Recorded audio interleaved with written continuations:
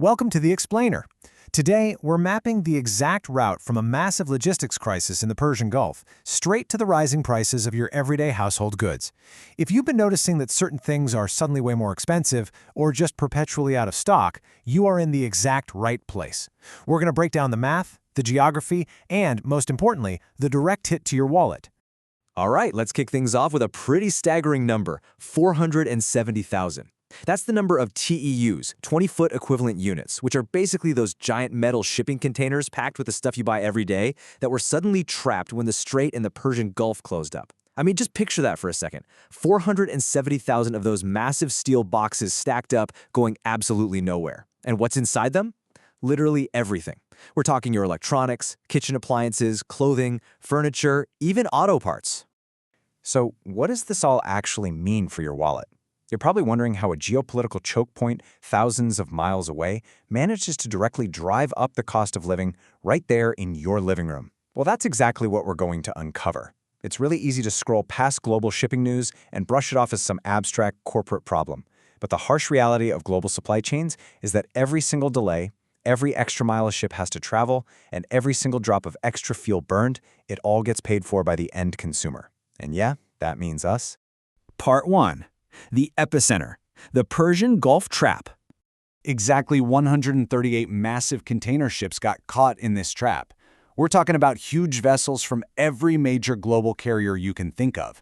Maersk, COSCO, Evergreen, all just entirely unable to exit the Gulf. And remember, these aren't small fishing boats. These are basically floating cities carrying thousands of containers each, completely paralyzed in the water. For every single day they sit idle, millions of dollars of everyday merchandise is locked completely out of the global market. And here's where it gets absolutely wild.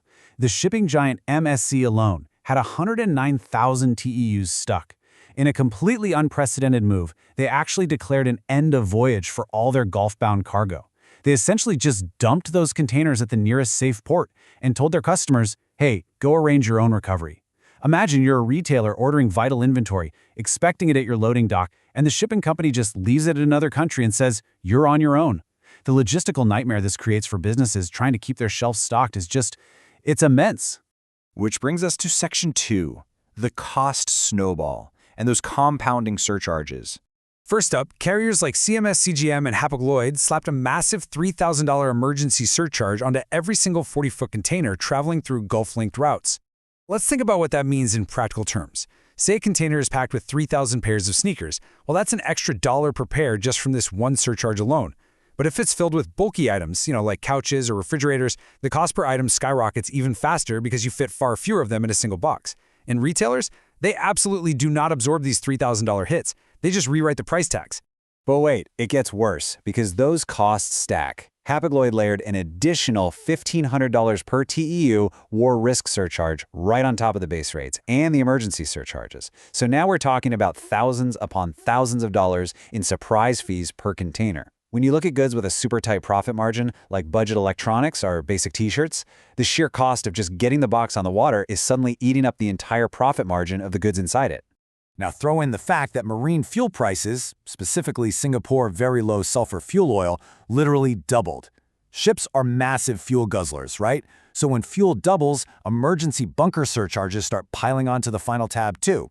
We've got emergency fees, war risk fees, and doubled fuel fees all stacking up to create this massive inflation engine before your products even hit the shores. Moving on to Section 3, the global traffic jam choking the supply chain. Because the primary route is basically a no-go, ships are rerouting all the way around the Cape of Good Hope at the southern tip of Africa. This adds 10 to 14 days to a single voyage. Time is money, sure, but it's actually worse than that. Adding 2 weeks to a trip eliminates 2 to 3 full rotations per ship over the course of a year. That effectively deletes 15 to 20% of the total vessel capacity on these lanes. So we have way less space to ship things. And when supply drops, the price to secure that limited space shoots through the roof, forcing retailers to hike up prices on seasonal goods that are inevitably arriving late anyway. And because carriers are just discharging cargo at alternate ports to save time, major transshipment hubs, places like Singapore, Colombo, Nahava Sheva, Mundra, and Tanjung Pelepas, are suddenly choking. They're dealing with wildly elevated berth wait times and massive equipment imbalances. A container full of winter coats or maybe school supplies might get dropped off in Singapore, but there isn't an available ship to take it the rest of the way to Los Angeles or Rotterdam. It just sits there in gridlock, racking up storage fees and keeping those goods off your local store shelves. Section 4. The wallet hit. Paying more for your everyday goods. Look at this. Trans-Pacific container rates to the U.S. West Coast have skyrocketed by 40% since pre-war levels. Asia-North Europe rates are up about 20%. A 40% jump in the cost of moving goods across the Pacific is a massive markup. So whether you're buying a blender, a new laptop, or back-to-school clothes for your kids, the retailer importing those items has to bake that 40% freight spike directly into the price tag. You are literally paying for a global shipping crisis every single time you tap your credit card at the register. This entire mess is also directly bottlenecking China's export engine. With these higher costs and longer transit times, Chinese supply chains become vastly less competitive. We're seeing what the industry calls blank sailings, which is just a fancy term for a canceled trip, and severe capacity reductions. This makes Chinese electronics, clothing, and household goods inherently more expensive and much slower to arrive. If you've noticed things are stuck on backorder or those budget items you rely on have inexplicably crept up in price over the last few months, well, this bottleneck is exactly why. Now, if you were hoping this was just a temporary hiccup, well, the forecasts say otherwise. Analysts over at Transglobal expect no full resolution before the end of 2026. At the same time, shipping analysts at MSI are warning of a sustained energy shock that's going to drive severe rate spikes before we see any market weakening. What this means for us is that retailers will likely keep prices artificially high for the foreseeable future, just to buffer themselves against these ongoing, totally unpredictable supply chain costs. Honestly, what we're officially looking at here is COVID-era supply chain chaos version 2.0. And the really frightening part? It's hitting a global logistics infrastructure that hadn't even fully recovered from version 1.0. The whole system was already super fragile, and now it's being forced to absorb another massive multi-year shock. Ultimately, all of these surcharges, the massive delays, the crazy reroutes, they act as exactly this: a transmission mechanism. It's a direct pipeline of inflation. It guarantees that the geopolitical chaos in the Gulf absolutely does not stay in the Gulf. It travels across the ocean, through the ports, onto the delivery trucks, and ends up directly in the price you pay at the checkout counter. So I want to leave you with this final thought to ponder the next time you're looking at your shopping bill.